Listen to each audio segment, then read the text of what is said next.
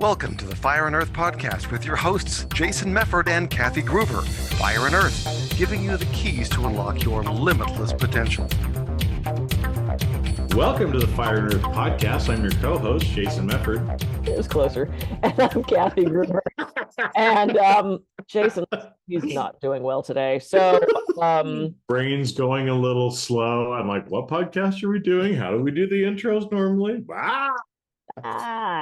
So speaking of altered states, perfect segue. So today we were going to talk about psychedelics and the burgeoning third wave of psychedelics and how different states and cities are decriminalizing. I'm actually finishing up a psychedelic coach training program so that I can help guide people and integrate them after experiences. And so we thought we'd just kind of talk about that. And how you can use that, how people are using them, and sort of the pros and cons of looking at altered states and heightened states. So that's what we're going to talk about today. Yeah, well, and I think it's going to be an interesting discussion because again, I hope maybe I'll just bring up one thing to begin with that we can talk about, right? Is I think it's great, right? And for some people, it's exactly the right thing. But around the intention, right? And to make sure that because we've had people on the podcast before, right? And in pop culture, we usually just refer to them as psychedelics, right? But they're sacred plant medicine. And so, just to try to make that distinction, because I think there's some people that are out there who are like, oh, well, it's really cool. I think I want to try it. Well, why do you want to try it? Well, I want to get high. Well, maybe that's not the right intention, for doing it. Maybe it is, maybe it's not. I don't know. And, Kathy, since you're going through some of the training too, it'd be kind of interesting to, think of it from that standpoint. I mean, how would you describe, if people are listening and they're like, well, I think I might want to try that, or there's some questions or things maybe that they should ask themselves to kind of see if they have the right intention, if this might be right for them, or, because again, everything is not right for everybody. 100%. So yeah, I'm just curious. Yeah, it's sort of reemerged over the last 5 or 10 years. And even though it disappeared in the 60s, and then they started to do a little bit of research in the 80s, which got shut down, it's never gone away. Millions of people have tried LSD, millions of people have tried mushrooms, and it tended to be this very like counterculture, what was it? Drop in, drop. Oh yeah, Timothy Leary. Timothy Leary thing, right? Yeah. Yeah, peace out, drop in. I don't remember what it was. I'm butchering that. But it tended to be this, we all get together and have this hippie love-in sort of thing. And then it went into the research realm, and they were seeing that there was benefits for depression, PTSD, anxiety, so that research started happening. And then the counterculture, in quotes, kind of went, hey, why did we suppress this? Like, this is, it's opening. It is conscious driven. And one of the questions that they asked, I'm in a pod of 15 people, and we have 45 total that are going through this program right now. We're the 5th cohort to go through this program. And one of the questions the very first days was, somebody said, if someone just wants to try this because they're curious, do you lead them through that journey? And some people said yes, and some people said no. And it's like when people have called me and said, I really want to try hypnosis, which is an altered state. And I said, well, why? What's your objective? They go, I don't know. I've never done it. I just want to see what it feels like. I have no problem taking people through a hypnosis session to either radiate good feelings or help them drop things that they no longer need, or just so they can have that experience of what that feels like. And when they get through it, do they keep going? Do they not keep going? That is up to you. So for me personally, if somebody would call me, or if someone's listening and says, I just want to experience what it's like to do mushrooms, go for it. Make sure you're in a safe setting. Make sure you know where you got the medicine from. Make sure you have a sitter. Don't, on some Saturday afternoon, decide to take 4 grams of mushrooms and hope for the best. You want to make sure you're prepped for that. No. Because I know people that do that. They're like, I just want to see what this is like. And, their husband leaves for the day and they take a shit ton of mushrooms and they're tripping for 6 hours. Could be fun, or not. And, you do want to make sure you have someone there with you. And I think because this is now becoming so mainstream, I think people are taking this medicine into their own hands. Yay, empowerment. And let's be smart about that. So what is what is your mindset? Are you trying to make this as a quick fix? Are you trying to escape? Are you trying to, what is that intention for? And then what is the setting? If you're at a big music festival someplace and you're surrounded by a bunch of other people tripping, that is fine, except are you safe, psychologically safe, emotionally safe, physically safe? And this is why now they have tents set up at most music festivals where if you're having a bad trip or if you're having an experience that you're not comfortable with, you go to this tent and they have trained sitters and trained integrative specialists that can help you through that experience. So, know who you're around, know what the setting is going to be. And I've talked to so many people like, oh my God, I had the worst trip. And then as they recount it, they go, oh, but of course I was, around 300 other people out in a field, not knowing where I was, not sure where the bathroom was, didn't know how much I took. Well, Jesus, of course you're going to have a bad experience. I mean, not that that's guaranteed. Everybody's so unique and individual with that. And then afterwards, what is the integration process? And I have a client who's really interested in starting to do some journeys with me. And he said, but what do you mean by integration? And I said, well, you're a massage client. I said, when you get off the table, you go home, you drink water, you rest a little bit, you stretch, you walk around. I said, if you get an hour and a half deep tissue massage and you go right onto the pickleball court or go right to sitting at your desk, you didn't integrate any of that work. And not to say it was a waste, but you're not getting the maximum benefit from that. So that's been drilled into my head since I started this program: set and setting and integration afterwards.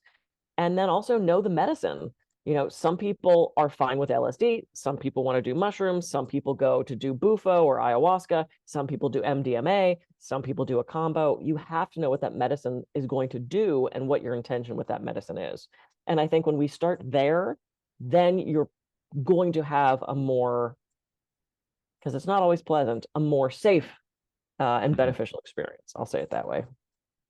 Yeah, and I think just like we've talked about before. I mean, if you're curious and you have the right intention, right? If you're like, oh man, I want to get high, well, go take another substance that's not necessarily a psychedelic or hallucinogen or a plant medicine, right? Because you're kind of disrespecting the whole side behind it, and there is a whole spiritual, metaphysical side behind it that you don't want to be mocking or mocking is maybe a good word, right? Yeah, I like that. Well, because it can be a huge deal, and altered states of consciousness are not to go into lightly because it will change you. And are you ready for that change? What do you want from that change? Is it time for that change? And, my client who wants to do this sort of megadose journey to stop his depression, he's like, I'm looking at this as a magic bullet. And I said, well, then you're doing it wrong. Yeah, because it may or may not be, right, the magic bullet for him in that particular thing. And that's why, on the podcast, I mean, it's been 5 years or more. We've been talking now. I mean, we're always about too. It's like, don't believe us. Don't, we're just sharing our experiences 100%. With the guests. It may be right for you. It may not be right for you. I don't know. You're not going to know unless you try it. Right. And so we've always been one of, hey, if you're curious, try it out. If it works for you, great. If it doesn't, great. Right. Yeah. And I know for myself personally, I've never taken any psychedelic. I have, used marijuana before, and it's not really for me. It's like, and no judgment on anybody else, but it's like, I've done it a few times, right? And there's specific phases that you kind of go through with marijuana, and it's like one of like the 4 or 5 I really like. The other ones I don't like. Right? I just, that's just me, right? And I've had a few experiences where it's like that wasn't really the best for me, so I just choose not to do that. I get into altered states, I relax using different tools and methods because that's what works better for me. Right? But if it works great for other people, great, right? Yeah. But again, it's going into it, I think, with the right intention, because like you said, and I think this is, and maybe you can talk more about this, that I think, like you said, that person was thinking, oh, this is going to be a magic bullet, or I'm going to take ayahuasca and it's going to be this happy love fest hippie thing where I'm feeling all this joy and love, and it's not that way all the time. It's an Yep. altered state of consciousness, but you don't get to control what is happening in Right. those altered states. Yeah, and I think going into that, knowing that you don't get this is the thing that I hear all the time. You don't get the trip you want, you get the trip you need. Mhm. And sometimes it shows you not great stuff. I mean, I actually did a conscious cannabis ceremony a couple weeks ago, maybe a month and a half, 2 months ago now. And I had never used cannabis. I've always used cannabis recreationally. I was a theater major. It was sort of a Mhm. requirement. Go to both, do improv, come back, tell us how it was. There's certain circles where it's like the joint just gets Theater, passed you just, around, that's what, yeah, seriously, circle, you just took whatever went by. And it was a blast. And then I went 20 years without ever touching a substance. And then when I sort of rediscovered cannabis and I realized, oh, give me a good sativa and I'll just sit around and giggle and get creative and sensual. And, that works for me. Indica puts me to sleep. I don't want indica Yeah. unless I want to sleep. So, again, with stuff like this, you have to understand there's different strains, there's different dosages, there's different growing ways. There's all this stuff, especially with cannabis. It's an endless amount of It's like going into a wine bar. I mean, when you go into some of absolutely. the dispensaries, it's like, I mean, it's mind blowing. There's hundreds and hundreds and hundreds of different choices. Yeah. Do you smoke it? Do you vape it? Do you use an edible? Do you use a drink? Because now we have drinks. You could go get a little fizzy thing that's got what's it, LSD, not that has THC Well, in you it. can get a I fuzzy mean, drink with LSD in it you too. can have that too. I have people that have done that too. Uh-huh. But it's like, you have to figure out what works for you. And if you realize it doesn't, that doesn't mean the whole thing doesn't. It might be that one thing that doesn't work, that one kind that doesn't work for you. But yeah, it's about setting that intention and not chasing a past trip, which I also hear a lot of people doing. Their first time is so amazing, or they had this one thing that was so great and they keep trying it more and more and more to get back to that feeling. That was an isolated thing. You might not get back to that. To close the loop, when I did the conscious cannabis ceremony, I saw some really scary things. And I saw some disturbing images that I had to face and say, what are you here to show me? And when you surrender to that, and when you look them in the face and say, I'm here, what do you want from me? It kind of dissipates. It's when people run from that that it ends up being a bad trip. Or if you're around people that aren't supportive, or people who are predatory, or you're at some party and somebody slips you something that you're not sure what it is and then they take advantage. That's not a good scene. And this is not what I'm talking about. I'm talking about using this in a very therapeutic way. If you use it recreationally, I honestly don't have a problem with that. Just make sure you're protected. But I'm talking about the therapeutic sense where you've got the headset on and you've got the eye mask on and someone is there sitting with you to make sure you're safe.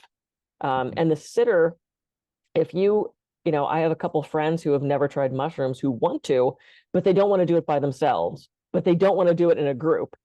And that's Mhm. the time you call a sitter in, right? And the sitter makes sure you have your blanket and gives you the pillow and holds your hand if that's something you agreed to ahead of time, and gets you water and gives you more medicine if you need it, and gets you to the bathroom, and do you need a snack, and this music sucks and I'm cold, and that's what the sitter does for you. They're not integrating you, they're not getting you the medicine, they're just making sure you're safe psychologically and physically in that journey. And then I also want to start helping them integrate before and after, helping them set that intention, making sure they're choosing the right medicine, not giving it to them because that's illegal, and making sure they're integrated afterwards. So that's sort of my objective in working with this. And then also having people on microdosing protocols, because you don't have to do a macro journey to use the medicine in a way that'll help you with your healing and your self-discovery.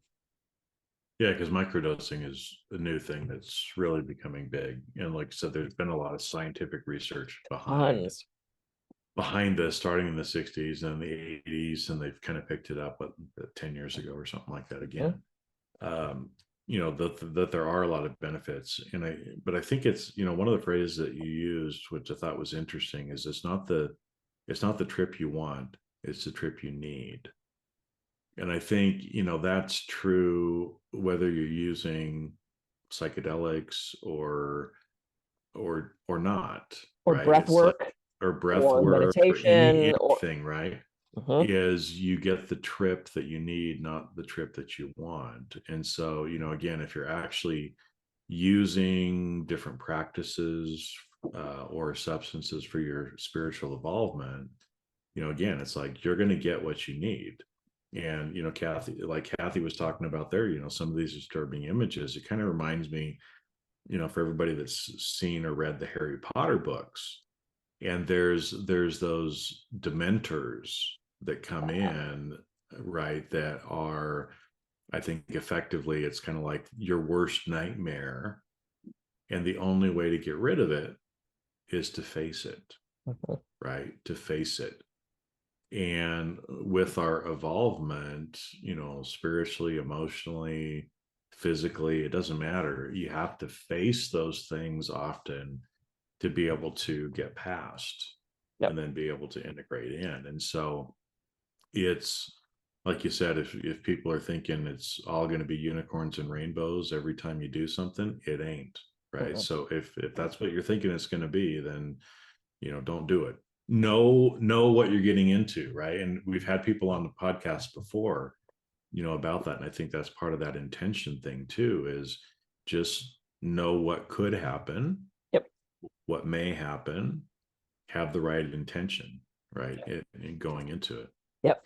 I'm about to do, I mean, this will have aired after this, but this weekend I'm doing a bufo ceremony.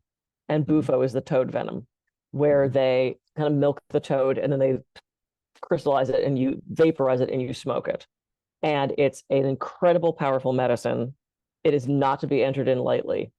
And I had the integration call last night where for an hour we talked about how to prep for this and how to pick your intention and how to surrender to the medicine and what may happen afterwards and what may happen during. And she shared some ugly experiences of, well, we had one person that this happened to them and we had one person that this happened to that, not saying this is going to happen to you, but letting us know it might be ugly for a second, projectile vomiting all over this woman's room, or, the person thrashing to the point where they tore their calf muscle because their body was just freaking out. They do everything in their power to make sure you're in a safe place and you don't know what's going to happen. So finding a way to surrender to that discomfort, same thing in a deep stretch in a yoga class, right? When you're tensed up and you're not letting your body go, that's when the stretch is harder. And when you can just relax those muscles and breathe. Same thing with a deep massage or, meditation, or it is about that surrender. And, I've not used tons of medicine to this point, but the experiences I've had truly have been life-changing. And for people that want to try that, I want to help them facilitate that. I have 2 clients on microdosing protocols right now. One's depression is pretty much gone after a lifetime of it. And the other one's ADD has kind of reversed, where I see this like this more focus and linear thinking and easier time with brain stuff. I mean, it's been phenomenal to watch. It's been really fascinating. Hmm. It's been really fascinating. Wow.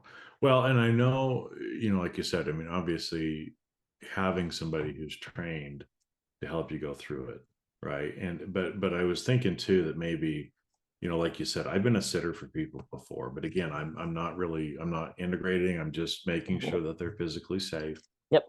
and I can do that. But again, sometimes as a sitter, it's like, are you consciously saying this that I should believe you and know this, or is this something else? So but anyway, but are there certain of the medicines that you absolutely should not only do with a sitter, right? Or because like I said, I know that there's kind of varying degrees, Yeah. and again, depending on the dosage and things like that you take, but are there certain of these that it's like, nope, don't just have somebody sit for you to make sure you're safe, but these are ones that you absolutely need somebody who's trained Yeah. I to be mean, able to help you with? ketamine has become recreational. And there's a lot of people who are doing ketamine at home or who are microdosing ketamine.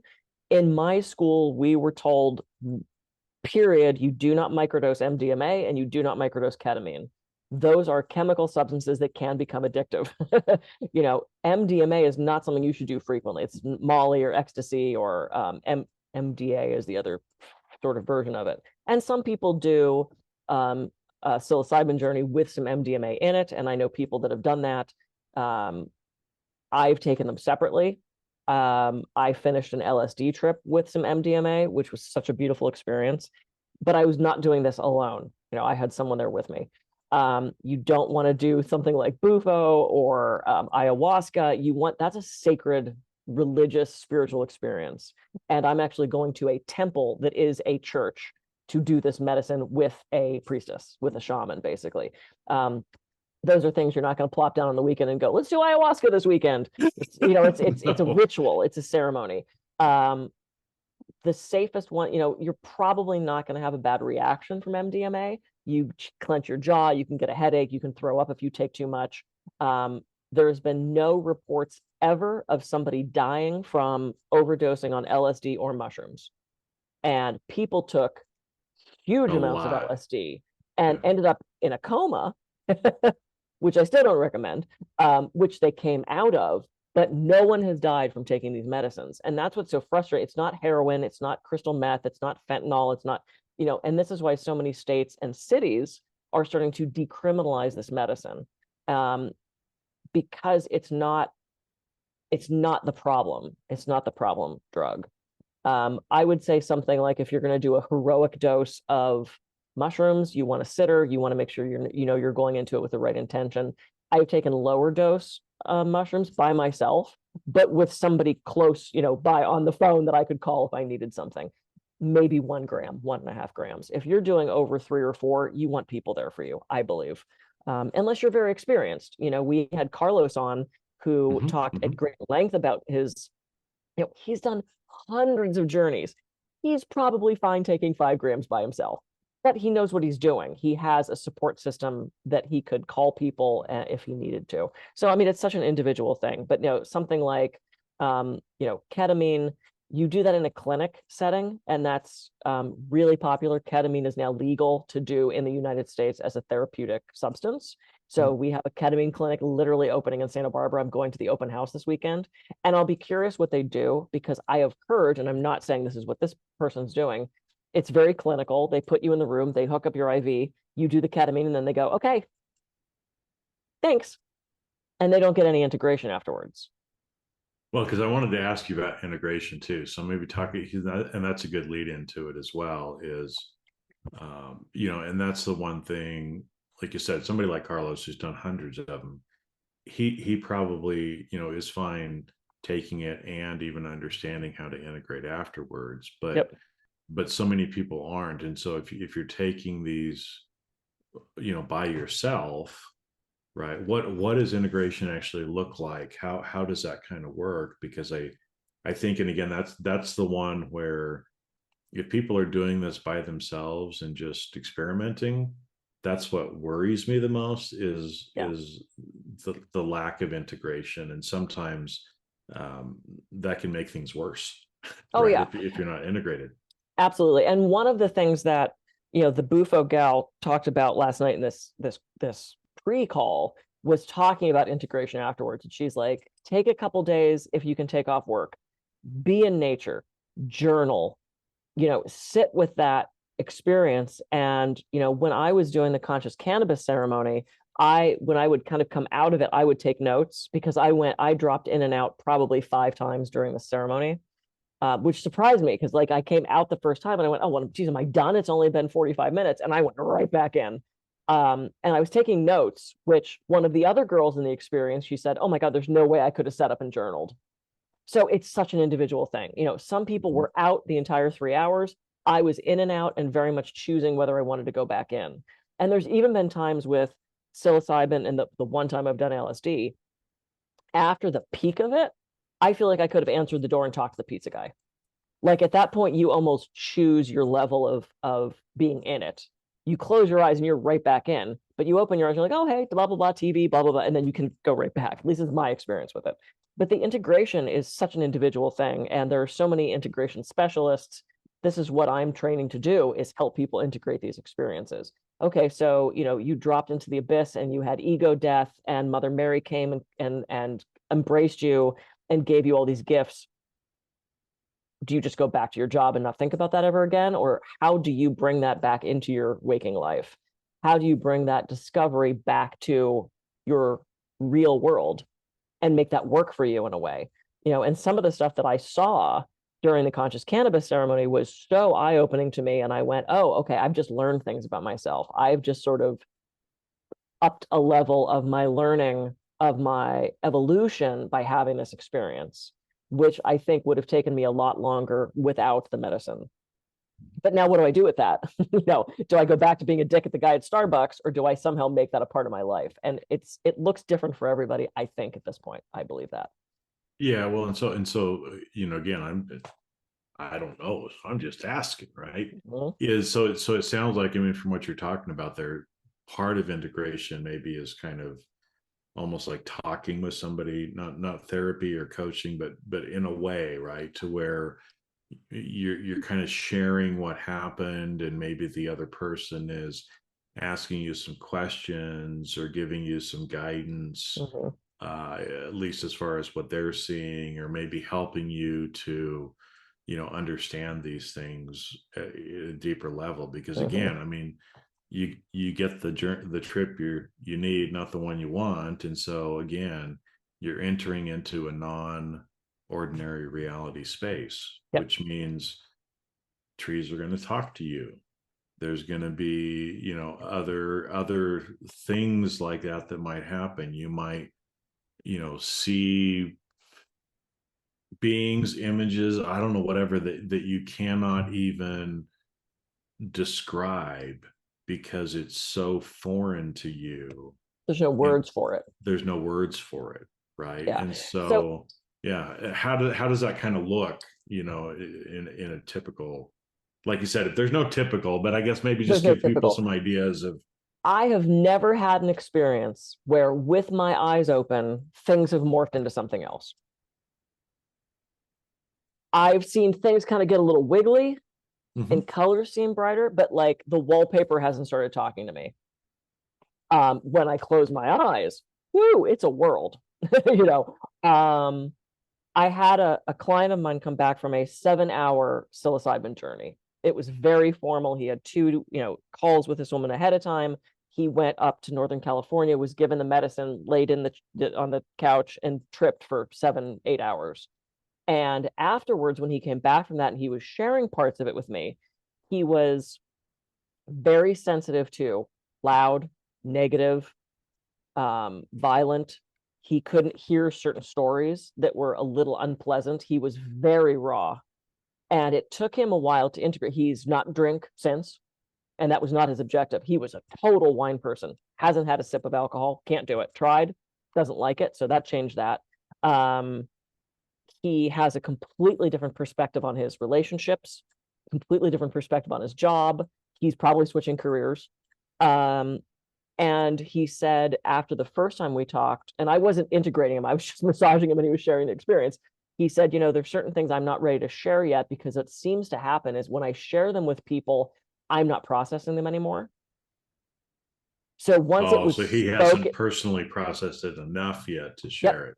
Yeah. Yep. And so he shared part of the stuff that he had already processed, and it's been months and he's still sharing more.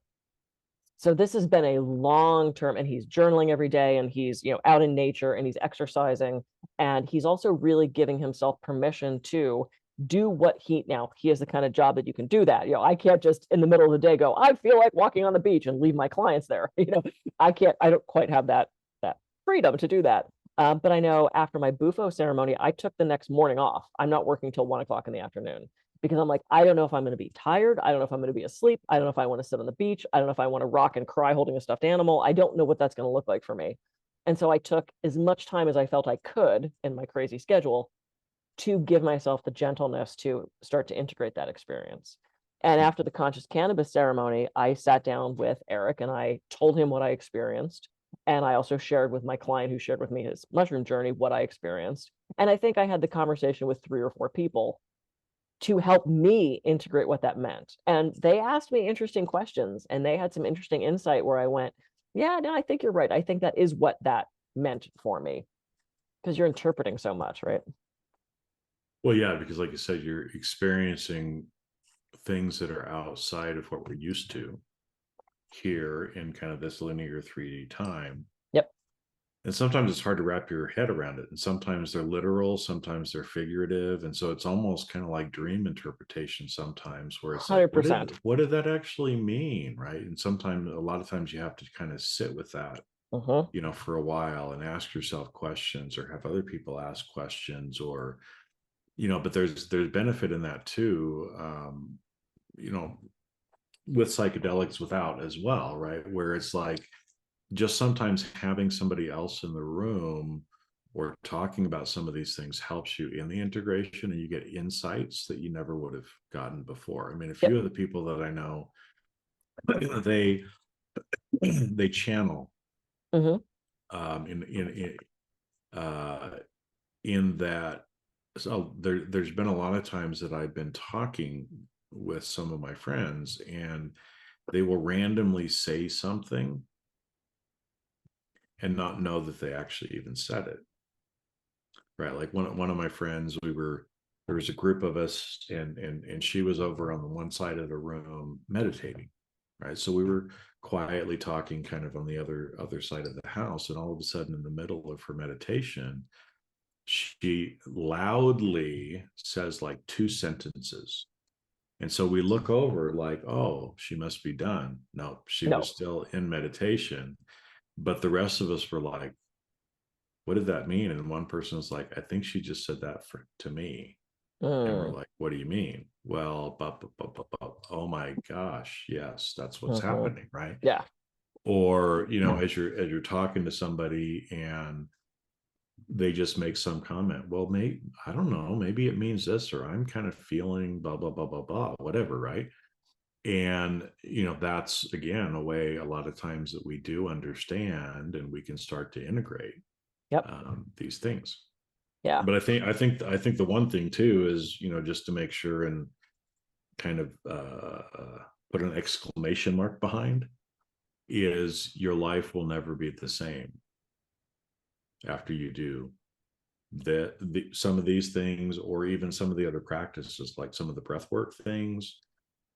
People's life is never the same after you've had some of those trips. So if you're not ready to have your world rocked, to be open to the non-ordinary reality and what's really going on out there that we can't physically with our eyes and our body know is there. If you're not ready for that, then maybe you're not ready, right? Because you don't know where it's going to go. But I can guarantee you, your life will never be the same. I haven't taken some of these substances, but I've had enough out of body, non-ordinary reality experiences in my life to know that you are never the same. Once you see something, once you hear something, once you see something, once you know something, you cannot unknow it. Yeah, you can't unring that bell. You can't unring the bell. So if you're not ready for it, maybe take a little pause, right? Because there's also you're given, in a way, more responsibility. Once you know better, you have to do better. Yeah. So to bottom line, so if you are ready, know what substance you want to do, have a good source for that substance, you know, especially if it's something like MDMA or LSD, you want to make sure that you know where that's coming from. Get a test kit, make sure you're getting it from a reputable source. Also, most of the stuff's still illegal. So we are in no way, Jason and I, advocating that you go do illegal activity. Not advocating that at all.